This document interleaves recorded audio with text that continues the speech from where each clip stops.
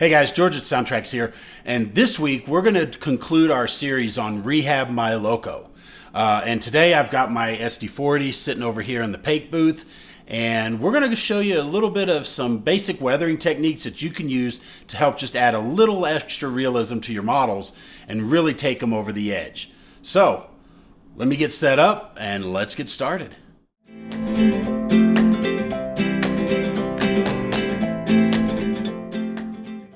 Okay guys, I'm out here in the garage and I've got my paint booth set up here out in the garage, and this is one of the Micromak inexpensive portable paint booths.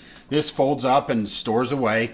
I leave mine out. I don't know if you guys have ever caught that in any of the backgrounds or underneath the layout and any of the videos I've shot at my home layout, but the layout's up here and this is below. So I've got my paint booth and we're in the garage, so before anybody comments, the garage door's open, the paint booth's over here. We don't need to worry about vapors. We're covered. But what I'm going to do is I'm going to take this model and we're going to add a little bit of weathering to it. We're just going to add a little bit of sheen just to take off that new car smell and see what we can do. So what I have in front of me is I've got my airbrush. I personally like the Badger. This is the Badger 200 NH. This is primarily designed to mix really well with acrylics and or how do I want to use this? The acetone or the enamels, stuff like that. So I use this, and then you can, this is just a single action. You can adjust the paint spray with this tube on the back, and then you put your paint cup, and then you can do the work. Now below here, and you know you can't see this, I've got my colors. I've got some True Color Paint Weathered Black. I've got some flat black we're going to use. And I've got some premix. Now, one of my favorite colors that when it comes to weathering that I've used in the past is Flocal's Weathered Black. This isn't quite the same. This True Color Weathered Black, this in my opinion is still almost dark black. There really isn't much difference between the flat black and the weathered black. So what I did was I took and mixed some of the weathered black, a little bit of white, and in this case I've got some L&N gray to kind of lighten it up a little bit till I come up with a color that's pretty close to it. I have no idea what the formula is, but it doesn't matter because it's going to change.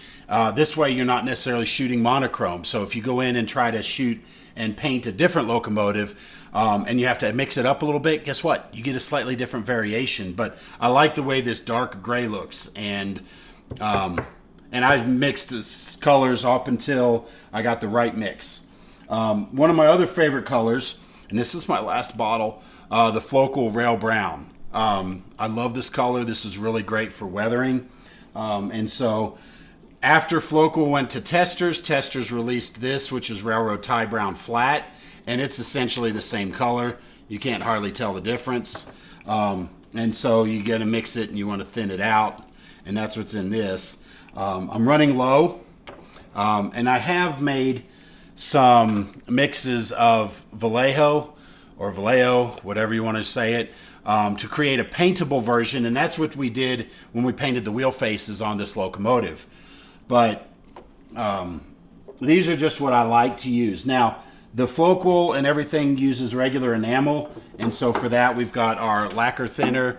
You just get these at the hardware store, Home Depot, Walmart, whatever. These cans of virtually unlimited paint thinner. And then for the True Color, I've actually been using acetone, and it's the same thing. You get the same type of a jar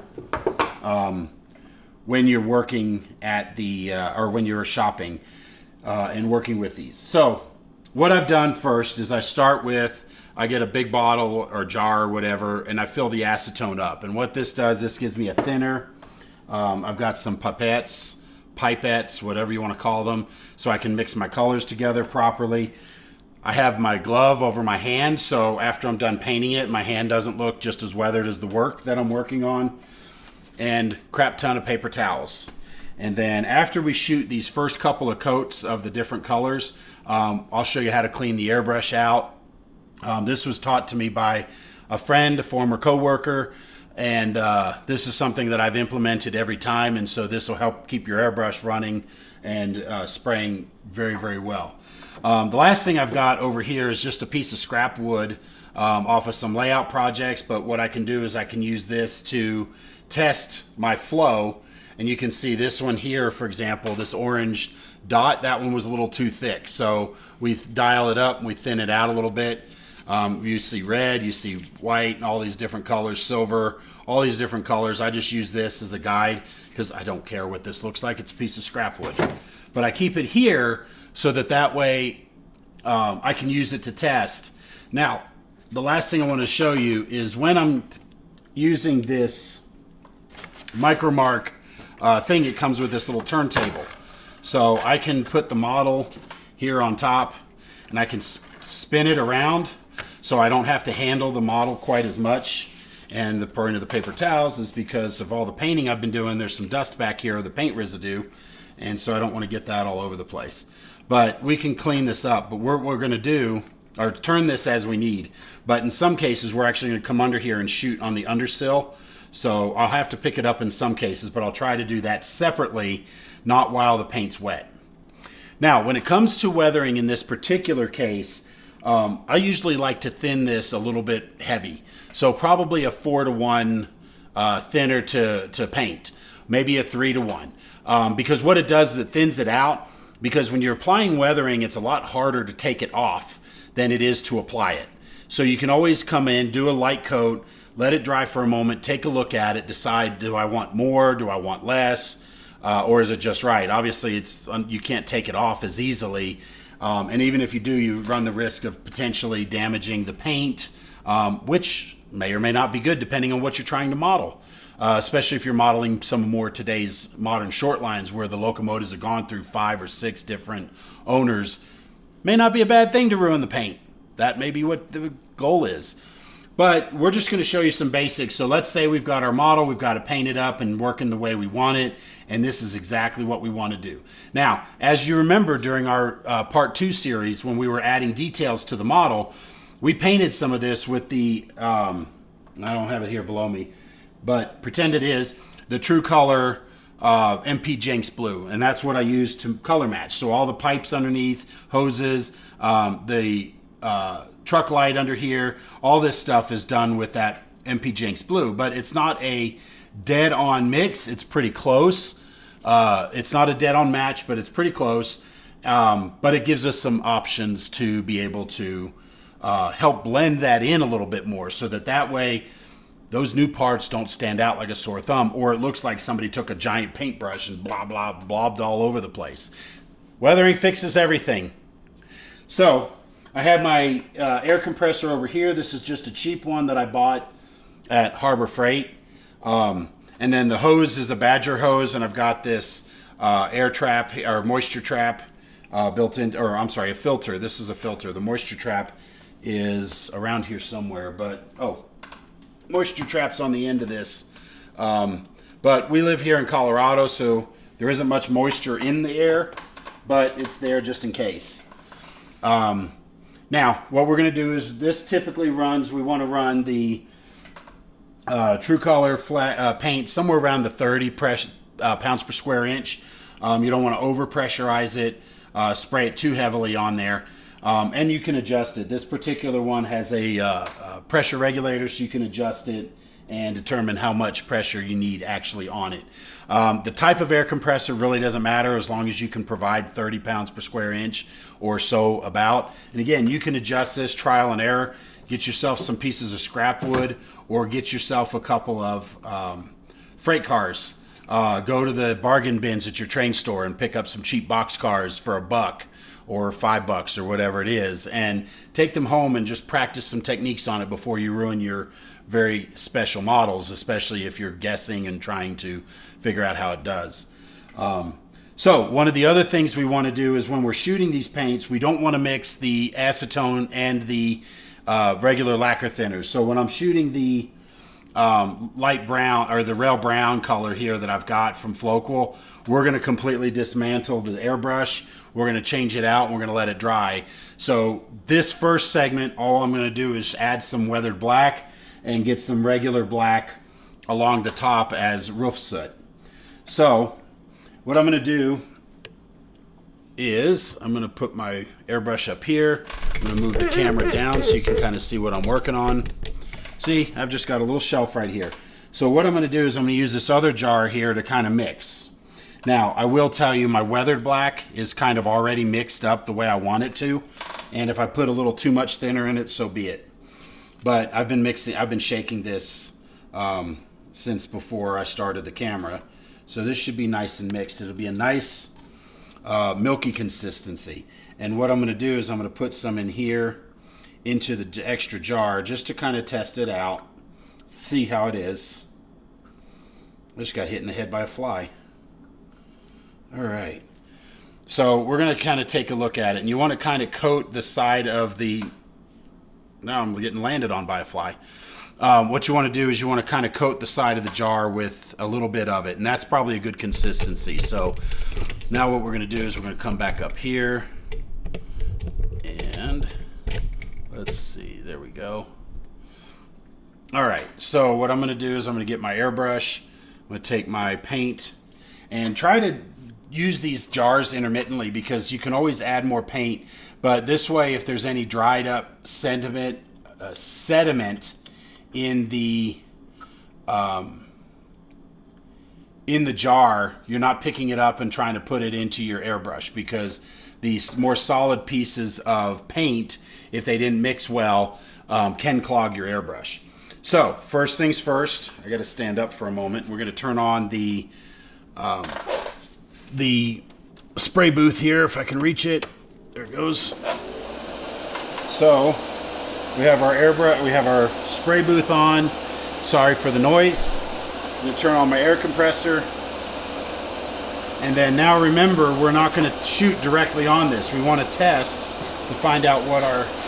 See, you can kind of see now that we're just getting it. And I like the way that's looking, so what we're just going to do is we're just going to do a little bit of an overview. Now, some people paint or cover out the windows.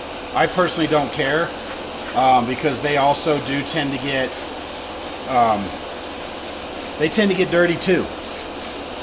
And railroaders are not ones to really spend a whole lot of time cleaning it. But you can see we're just giving it a dusting, because what we're trying to do here is we just want to make sure that we take that sheen, that, like I said, that new car smell off of the locomotive. And you want to really kind of go over the roof. Now, depending on the type of gray that you're using, in this case, like I said, it's a really dark gray, you can kind of come in and kind of create some fade, but I actually prefer to do that with acrylics. Because the acrylics, you can actually come in and kind of dust it on and wipe it off, and it kind of creates a fading look. But you can see it's already looking a little bit lighter than what we were doing before. Now I'm just going to tip it over a little bit here. Just try to get underneath here a little bit. And don't worry, we can always come back in and clean the wheels when we're done. Whoops. Started to fall on me.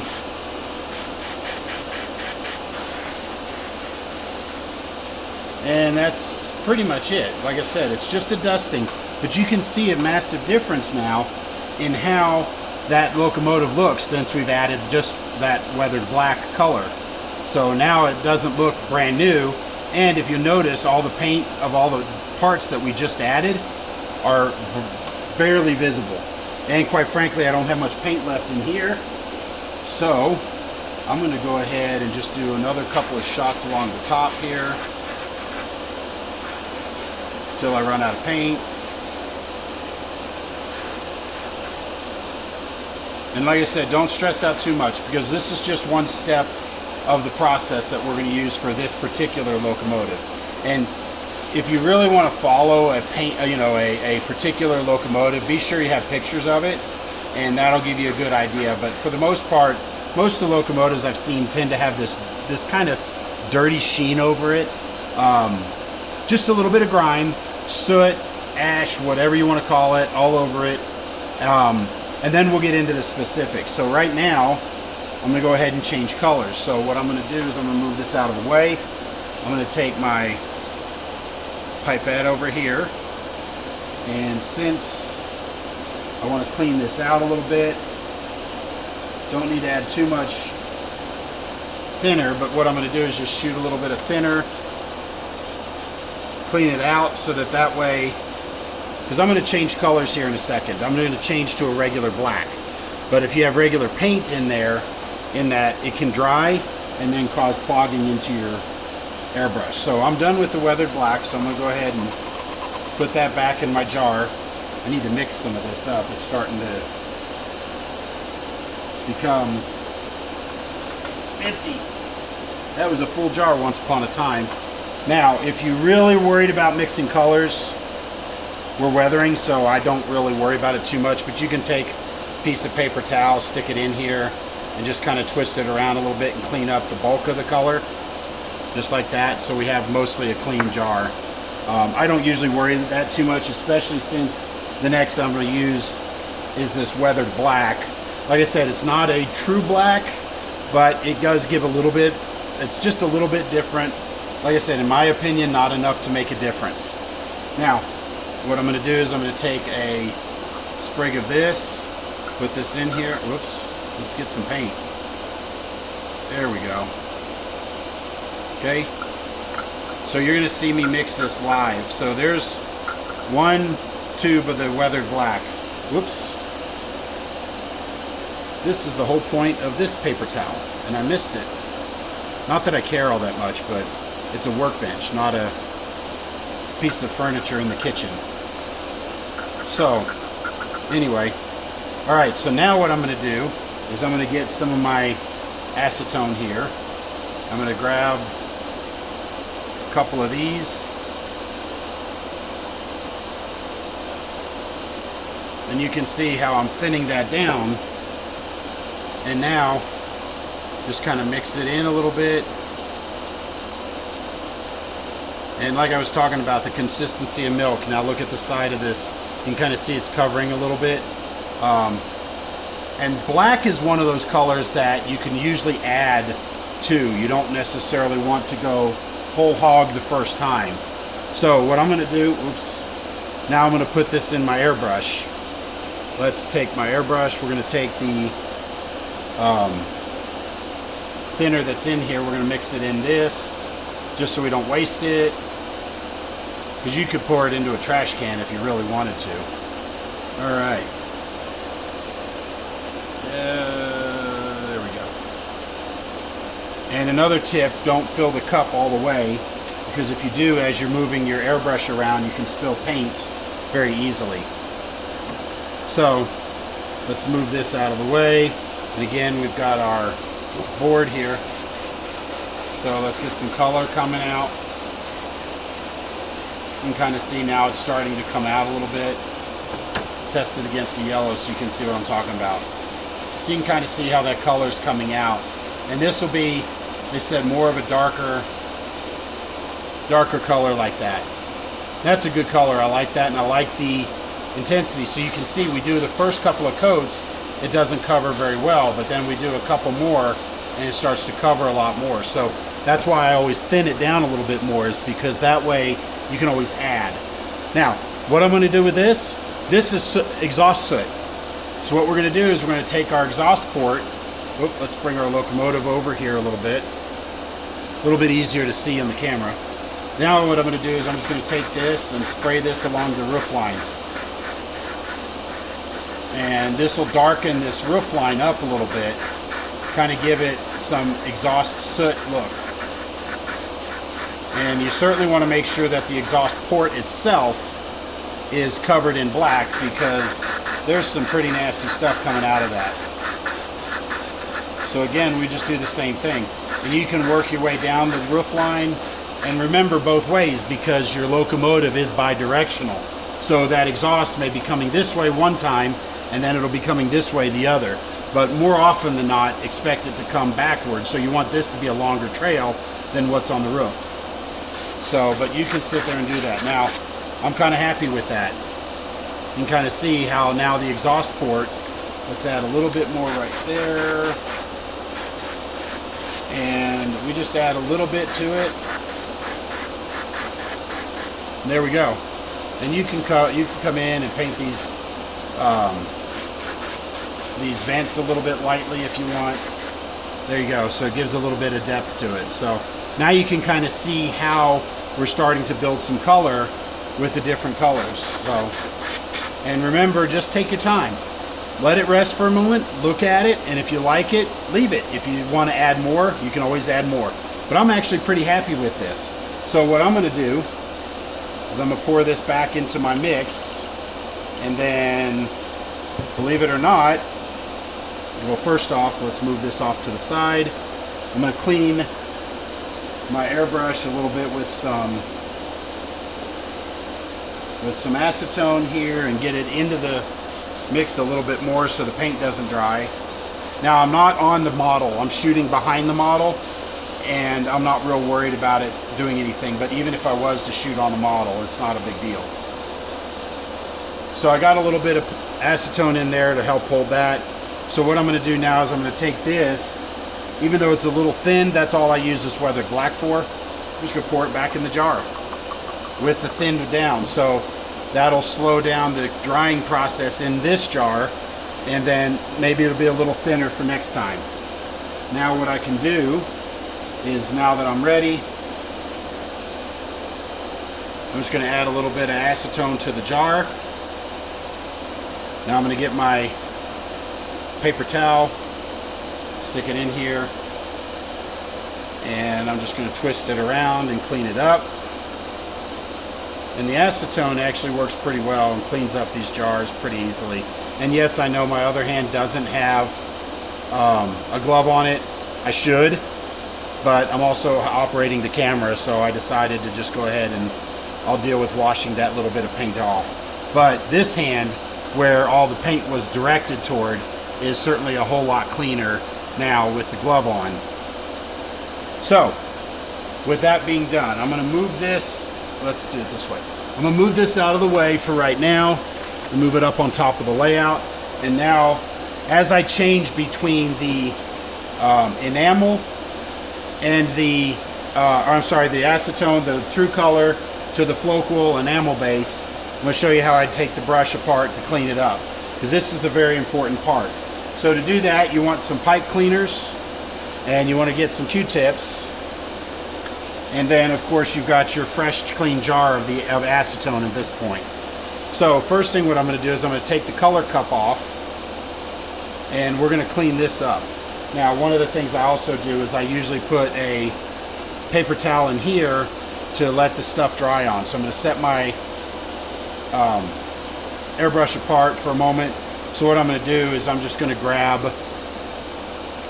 a little bit of the fresh acetone, pour it in here, and get a Q-tip and kind of swivel it around. Clean up any residual paint that's in here. You can see it's making a big difference. And then what you're going to do is you're going to take the edge of your pipe cleaner and just shove it into here and just kind of clean it, rub it back and forth, and that'll clean up a lot of any dried up paint residue that the acetone has loosened. And basically once you're done with that, you can get the paper towel here, stick it in, and twist it around. And now you got a nice clean jar. Hold on. Now you have a nice clean paint jar or cup. So we're going to set that over here to rest. Now the next thing, we're going to take apart our brush. We can take our Q-tip and you can dip it into the acetone and then stick it up into where the color cup goes in, just to kind of clean out a little bit. And you can see it's coming out. You can also see there's some color down here that I'm losing. Turn off our compressor. I just realized that was still on. And then in this, I've got these Badger Quick Connect. Man, these things are nice. They're worth their weight in gold. But anyway, now we've got our airbrush. So the first thing what I'm going to do is I'm going to take out the needle. We're going to unscrew this, and the needle's going to pull out just like that. Now what I'm going to do is I'm going to take my paper towel that I had been doing this, and with the still wet acetone, just kind of wipe the needle off. And you have to be careful not to bend or damage this needle, because this is where the paint is mixed, and it's designed for a specific size air chamber to make sure that everything lines up properly. So with that out, now we're going to take our plunger out, which just pops right off. It's held in place with that needle. So now we're going to take the nose of this off.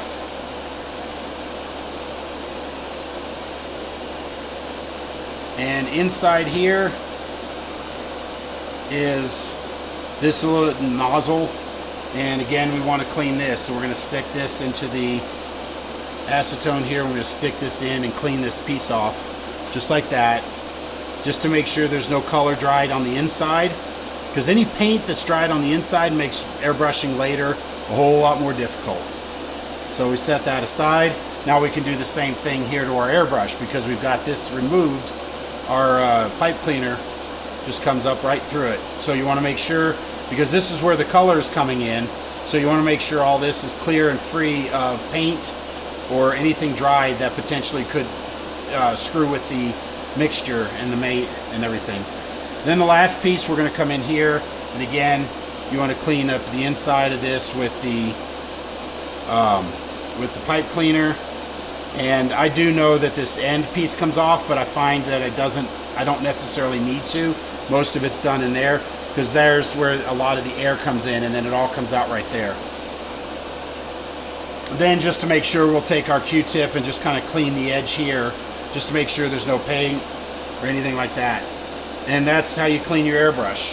Let it set for a little bit, and then put it back together, and we'll shoot the next color. So for right now, I'm going to go ahead and leave it as it is, and I'll come back and we're going to shoot the next color on there, which is a brown, our focal brown, to kind of show some mud and dirt coming up.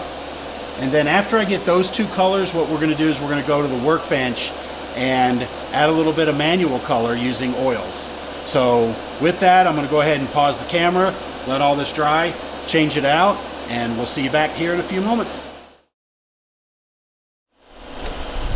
Okay guys, we're back here in front of the spray booth, and just getting everything connected up so we can shoot the brown, which will be used for representing mud on the underside.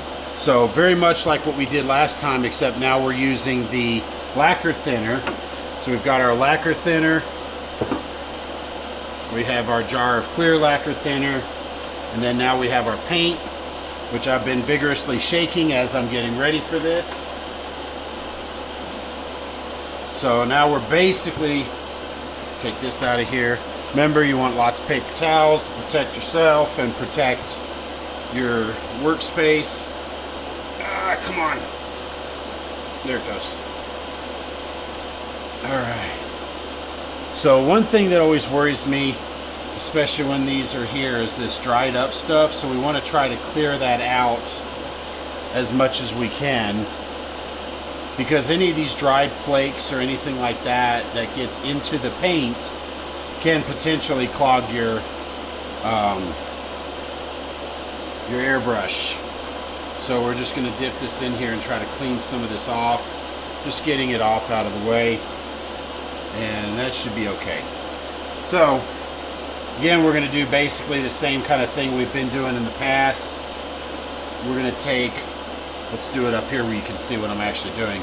So what I'm going to do is I'm going to take my brown color, we're going to put it into here, and you can kind of see it's already pretty thin, so it's leaving a milky residue on the side of the jar. So that's probably a good consistency, so I don't think I need to add much to it. So what I'm going to do now is I'm going to get my airbrush, I'm going to turn on my compressor, and we're just going to get some of this out of this jar and put it in our color cup, and then we'll move this out of the way. So again, we're using our wood to test how our coverage, which I'm kind of happy with the way that's looking. So now what we're going to do, now remember, we're just doing mud, and you can test on paper towel too. You can see I'm just barely applying a little bit of brown. But what I'm going to do is I'm going to apply this to the underside, and this is going to represent mud, dirt, stuff like that that's thrown up from the rails. So we're just going to kind of come in here and do a little bit on the underside. And just kind of come along here and give it a good nice coat. And remember, we want to do this from the underside or towards the bottom. And again, you know, we're just kind of covering it up a little bit. And it's thin, so you can apply more layers to it and build it up as you see fit. And one other thing you can also kind of keep in mind is the spray from the wheel pattern. So when you're spraying up, like say for example this is right up next to a tank car or something, you're going to get little patterns, so you can kind of do that. And again, you can always adjust how much or how little, and then you can kind of come in here and just kind of hit it up a couple of times, and that should be good. Give a little bit on the top because you're going to have some of it from dust settling. And there we go. And that's literally all we do to it. So now we've got our brown applied. Now what I'm going to do is put some of my paint thinner in my airbrush to again clean it out. And then we want to make sure to clear it out. Alright, now we've got most of the paint taken out. And there's obviously some paint residue in the cup, but we've got that. Now we're going to clean our airbrush again. And this is pretty much all I'm going to do on the airbrush side of this. And so everything we're going to do from here on out is going to be done in the workbench in front of the... Oops, I just spilled some out here. Most of the rest of this is going to be done on the workbench back in the craft room there. So I'm going to go ahead and clean up my airbrush. I'm going to let this dry, but you can kind of see how it's turning out, and it's looking pretty good. Quite frankly, I'm pretty happy with that. And I'm going to go ahead and clean the airbrush. I'm going to use the same process that I did before, but this time I'm going to use the lacquer thinner and not the acetone to clean it up, and should be good to go. So this will be cleaned up here in a few moments, and I'm going to just go ahead and stop the camera. And then when we're ready to finish up on the body side of the locomotive with the touch-up, little patches of rust, things like that, show you how to do that at the workbench. So see you in a minute, or a second, or whatever. Okay guys, after doing some basic light weathering, we're back here at the workshop, and we're going to do a couple of more things to the model before we get finished with the weathering. So I just want to show you a couple little tricks. But first, as many of you guys know, I buy these MU cables and the MU hoses that you can get like this, so that I can have the connections between the locomotive and the cars, and between the cars and so forth. And today, before we finish the last of the weathering, I'm going to show you how I do the installation for these. And these are available through Pacific Western Rail Supply, and they're just little magnetic rubber hoses that made up to each other. And what's really cool about it, if I can get my fingers cooperate with me, is that when they look end to end, they actually look fantastic, and they really do give the look of hoses between. So these are the air hoses. I'm going to show you how to do those in just a minute. We're going to start with the MU cables. Now, the MU cables on the SD40 here, you can see they actually fit on this piece that's mounted upward.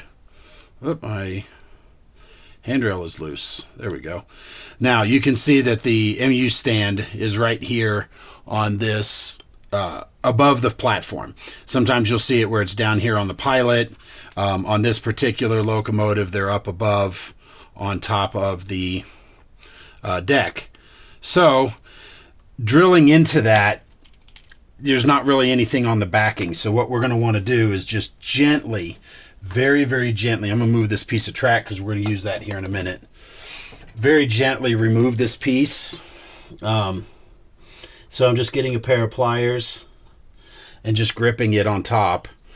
And on this particular one, you can see it's got a slot there. Hopefully you can see that, where it just fits into the platform there.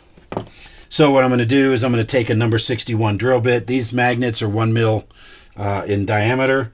So I'm going to take a number 61 drill bit, and what I'm going to do is I'm going to center this as best I can on the MU face here, on the MU stand, and just drill it in.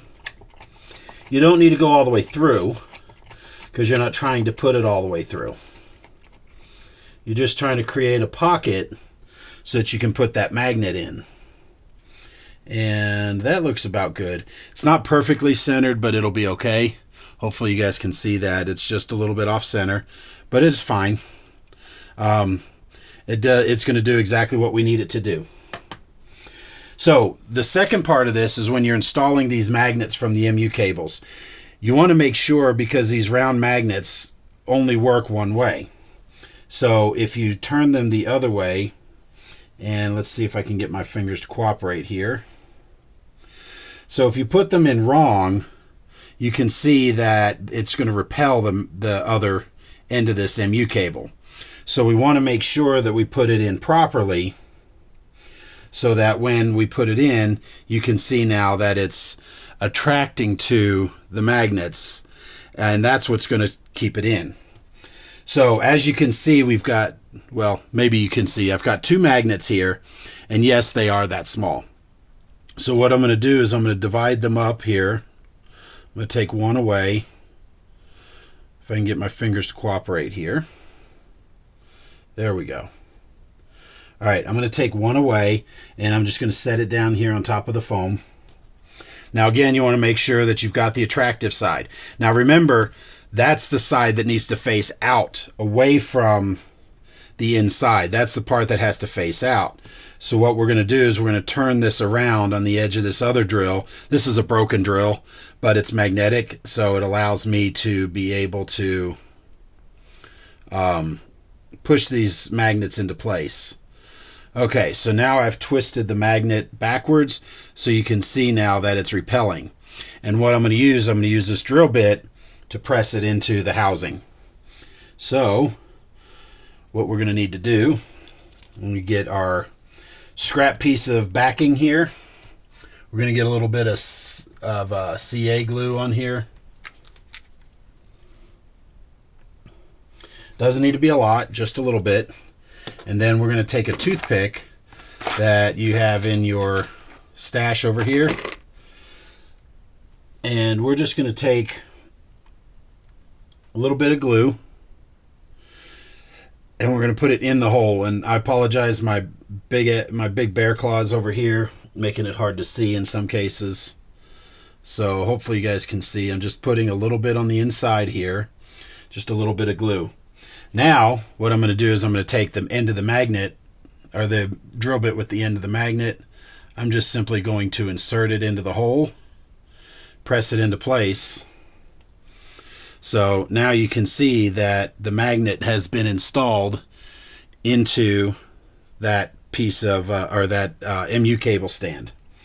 And then we're just going to do the same thing to put it back. We're just going to grip it with our pliers. And we still have some CA here, so we're going to go ahead and put a little CA on the end of that. And then we're going to just put this back in place.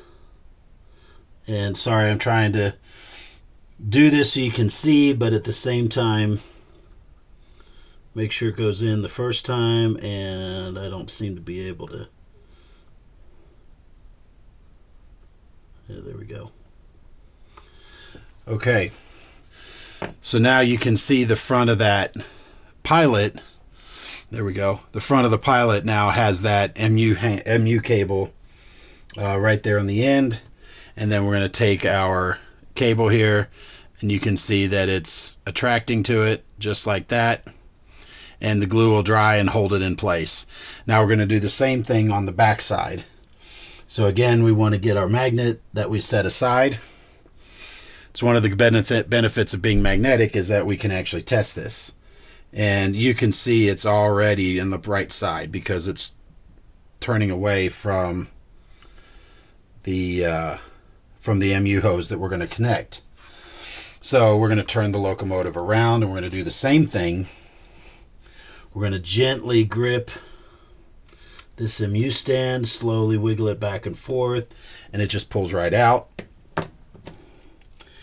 and do the same thing. We're just going to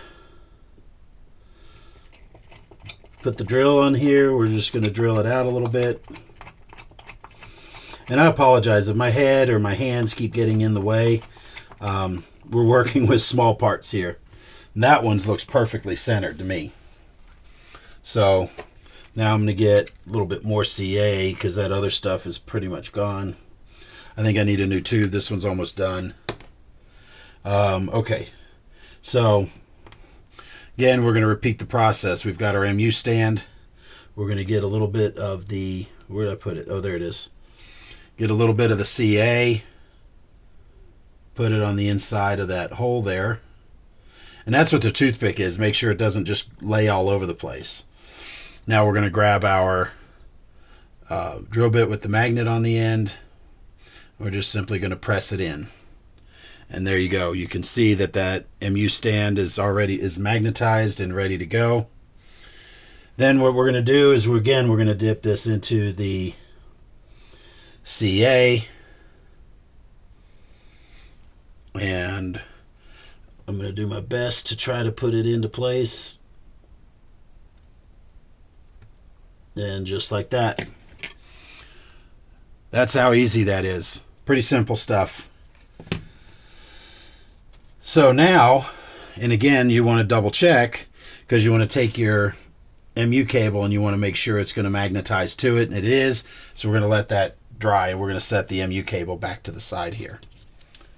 Now, we're going to add the air hoses.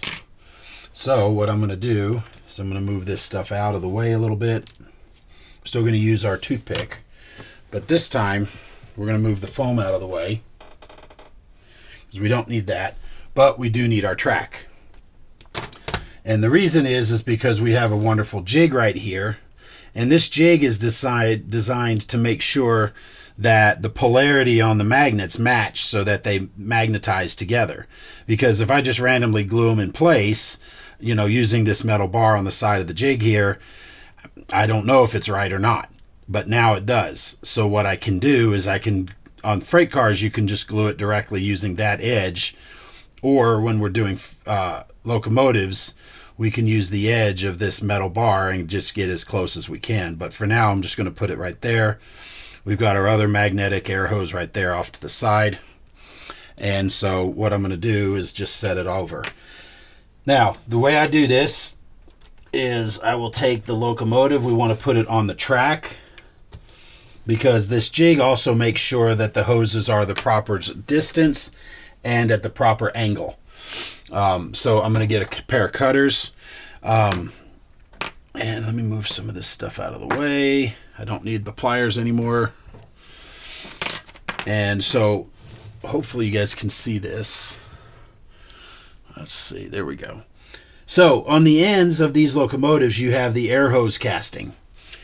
And in their instructions, what they want you to do is to remove that.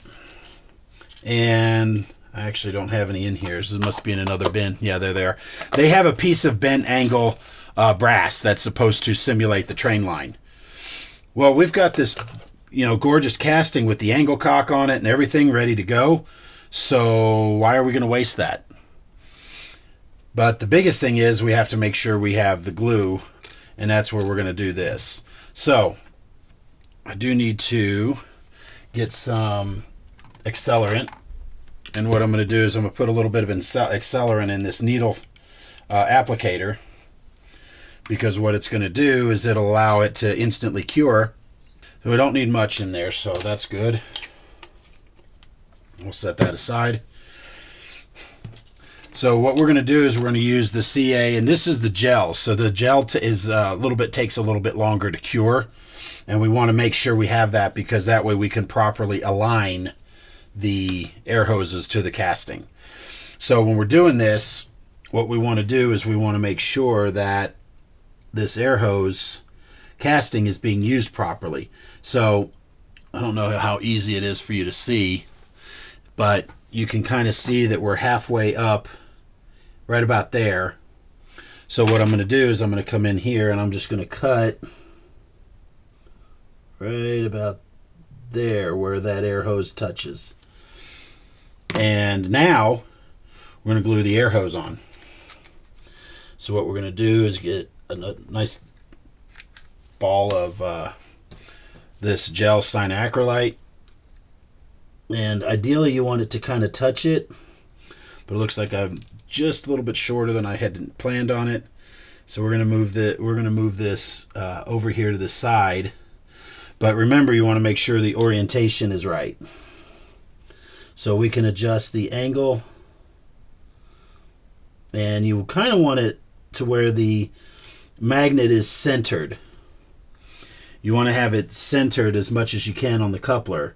And so the coupler right there, that's a good position. So let's see if we can line this up, and it looks like we're good. So we're going to take our toothpick, get some cyanacrylate on here. We're going to put it on the edge of the casting and the edge of the hose, and then we're just going to line it up.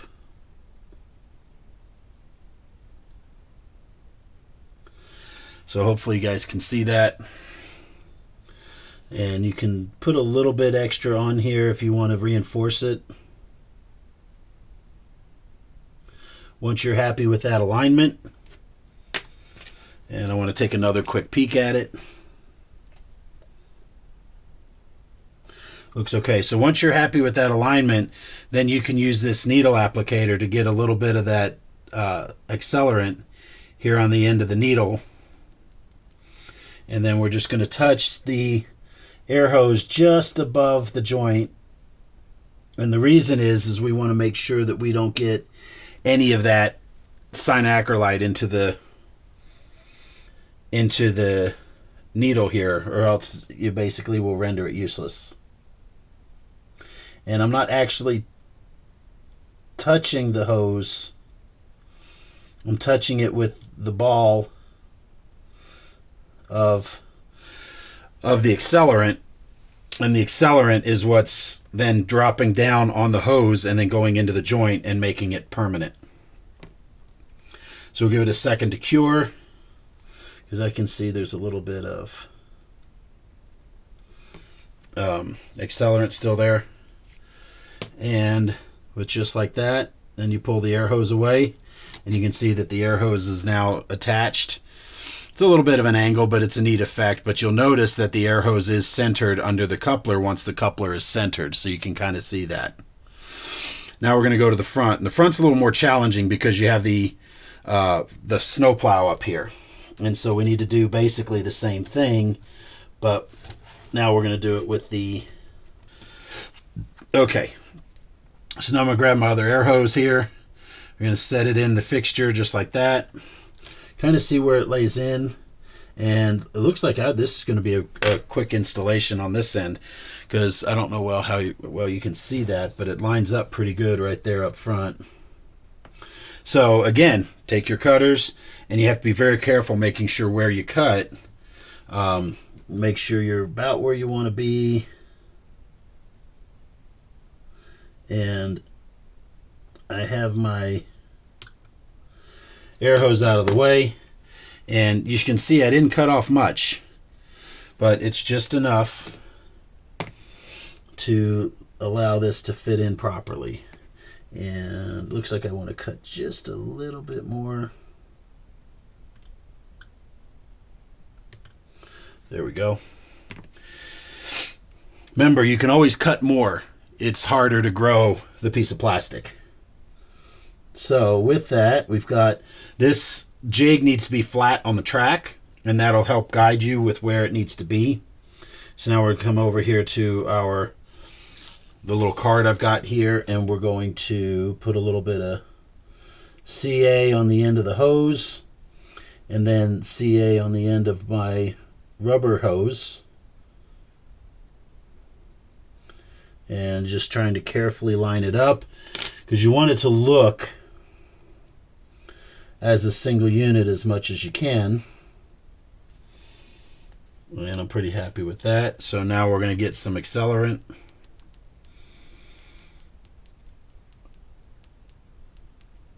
So I've got a little bit of a ball going there on the end. I hit it too hard. There we go. Okay, now I'm just going to touch this, like I said, just above the joint. Now remember, I'm not actually touching the hose because I could potentially ruin the alignment. There we go. But when I put the ball of accelerant against the hose, it sucks it off of the end of the needle file here, or the needle here, and allows it to flow into the joint, and that's what's going to secure our joint here. Okay. Then I'm going to move my hand, take this out, let it sit for a second, let it finish curing, and then we'll take this away. And just like that, now we have magnetic air hoses and MU cables for each end of the model. So now when you can see that when I put this MU hose on here, you can see it just hangs. Now, one of the things that's really cool you can do, and it makes it virtually impossible to see, is now once those magnets dry in the MU stand, you can actually paint over them. Either a red color for the MU door, or you can paint them blue, in this case blue or black or whatever color your locomotive is, and then it hides the magnet so you'll never really notice that it's there, and the magnetism works through the paint, so you should be good. Alright, I'm going to go ahead and move this stuff out of the way, and then we'll do some final weathering and show you what it takes. Okay, so now what we're going to do is we're just going to do some manual touch-up. We're just going to add a little bit of rust to the model, and so this is just a cheap set of oil paints you can get at the Walmart or wherever you want. Doesn't need to be anything fancy. And then these are just some other colors. I was trying to get some orange to add some rust. Then we have this brown color, which is a nice color for some good, kind of like that rail brown color that I always like from Loco. So we're just going to add a little bit of paint. You can get one of these paint color trays at Hobby Lobby or Michael's or whatever it is. And we're just going to add a little bit of paint color to a couple of these. And then I'm just going to get some of the black in here, and we're just going to mix up a little bit of that. And we're not going to do very much, so you don't need to put a ton down there. Now, this is also an instance where you could use like some white and the base color blue if we were trying to lighten it up a little bit, try to mix that up. So what we want to do is we want to start with a brush that is not the one we're going to apply with. And the reason for that is because we're going to use this for mixing the colors. So we're going to take a big chunk of this brown, we'll put it over here. Let's get a little bit of the black. And then we're just going to get a little chunk of this. That's a little much. Little chunk of this orange here. There we go. And we're going to kind of mix it in and kind of create. We're trying to create like a rusty brown color. Maybe I do need more of that orange in here. And you can just mix these paints until you see that you like it. Let's add a little bit more orange into it, because to me, looks like it's not doing much orange. It looks like it's more of the darker. Maybe I put too much black in here. But starting to get a little bit more of that orange color. Let's get a big scoop of that. Let's start mixing it in. Now you can start seeing a little bit of that rusty color coming in. A little bit more of that orangey brown. Let's do just a little bit more orange. Let's mix more of that in here. Grab the rest of it. Screw it. Why not? All right. There we go. Now we're kind of getting that orangey brown color that I was looking for. And you can just mix these. You can always get more orange if you need. Add a little bit more into it. And the other thing is you don't have to mix them perfectly, because if you have different shades of the same base color, you can kind of, like for example, I could come over here and get some of this brighter orange and mix it up and apply it. So we've got our mix color. I'm kind of happy with that.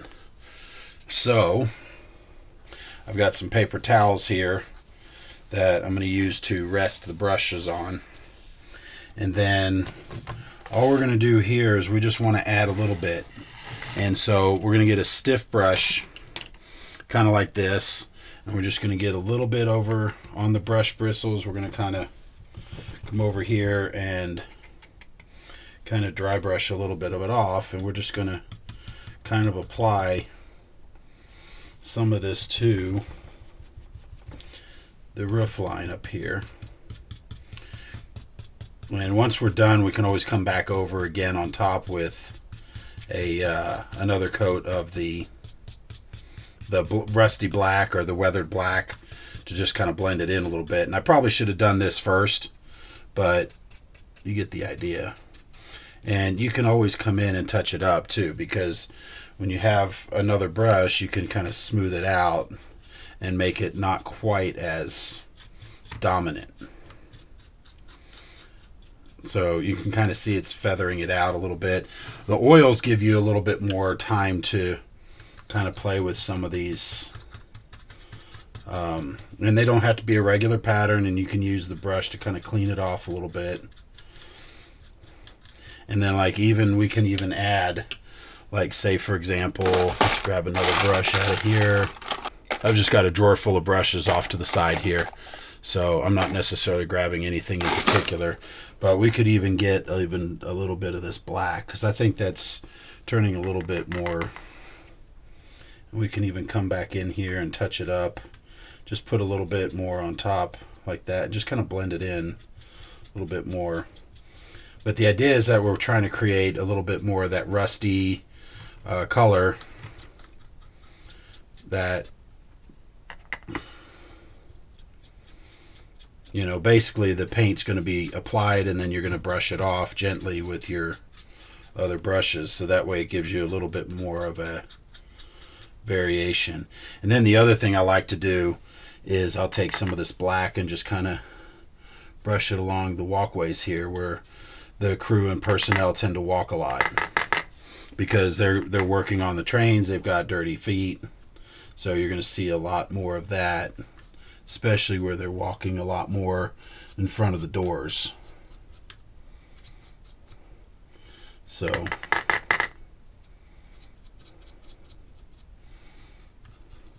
and then you just kind of work it in and just kind of, you know, smooth it out so it's not as abrupt of a color, and just kind of add a little bit to it. It really adds an extra level of realism to your model, especially knowing that, oops, got a little much on that one. And remember, you can mix even just some of the brown and the black together too, if you were trying to create like a muddy atmosphere, like say your staff or your engineer and crew have been walking around in the mud a little bit as they're coming through. You can get a little bit of that on this. And so we're just adding a little bit of character, and we're stippling it on and then just kind of brushing it back and forth, and we can kind of get a blended look. But you can see that it's now kind of becoming a little bit more, just kind of give it some color, give it some appearance. And again, you know, we've got some work,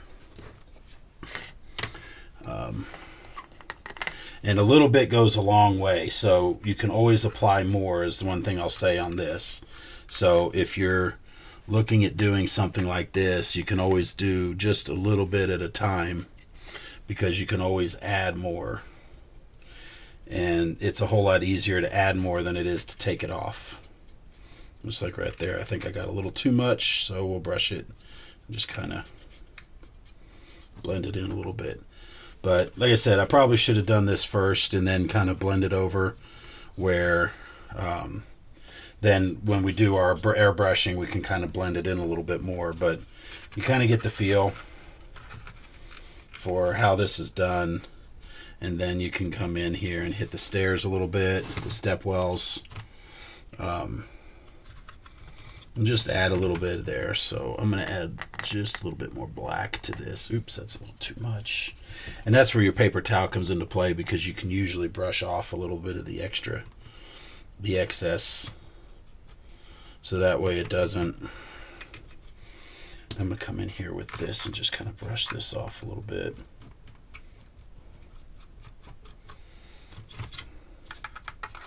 So it's not like I said, it's not doing too much to it. It's just adding a little bit of just some visual differences to just try to give it a little bit of illusion.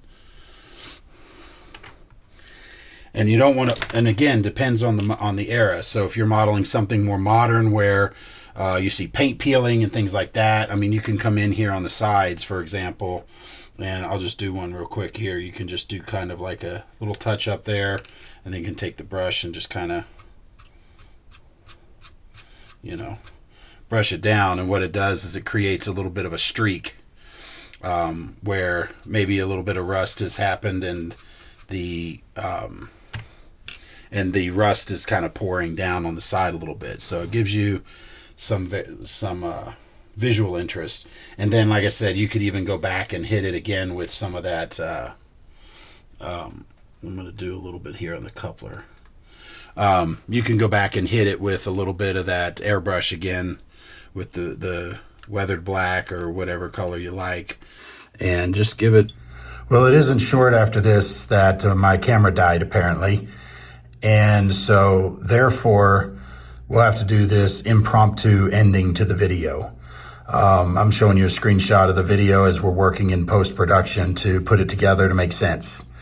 Anyway, I hope this was helpful for you guys. Kind of give you an idea of what it takes to really detail a locomotive, and maybe you have one of those that you had in your workbench or in your collection that you'd been kind of putting off for a while. Now you can make it into a first-class model, show it following the steps that are here. Now, these are diesels, of course, but steam locomotives would be done similarly. And so, therefore, you can follow the same type of procedures. Obviously, it'd be a little different. If you guys want to see a steam version, though, put a note in the comments down below, and we'll take a look at it, and we'll see. And if we get the ability to do it, we'll do a steam engine. So, anyway, with that, I appreciate you guys watching. Hopefully, this was helpful. If you guys have any comments, questions, leave them below, or you can email us at support@SoundTraxx.com, and either Tom or myself will be happy to help answer any questions for you. With that, be sure to like this video, subscribe to our channel for great content like this, and also be sure to check out our podcast. Tom and I have a lot of fun talking on the podcast. We hope you guys enjoy it as well. Anyway, with that, that's all I've got for you guys this week. I appreciate you watching. We'll see you next time.